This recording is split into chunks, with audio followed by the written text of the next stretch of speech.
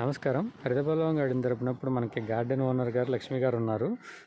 వీరి మాటలోనే మనం ఇప్పుడు తెలుసుకుందాం కొన్ని మొక్కల గురించి. ముందుగా ఈ సపోటా రకంలో కొన్ని బాగున్నాయి అని చెప్తున్నారు. వాటి గురించి తెలుసుకుందాం. ఏ రకం అండి ఇది?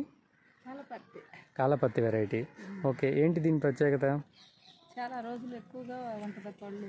ఓకే, పళ్ళు కూడా తీపుగా, బాగా రుచికరంగా, ఓకే, బాగా ఇదిగా ఉంటుంది. ఆరోగ్యానికి కూడా మంచిది. ఓకే, పూత వచ్చేసి ఉంటుందండి. పూత వచ్చింది, చక్కగా కాయలు చిన్న చెట్లకే కాయలు పడతా ఉంటాయి.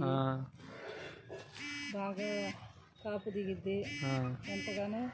చెట్టు ఇది మామూలు మొక్క, అంటు పట్టిన మొక్క? అంటు మొక్కలు. ఓకే,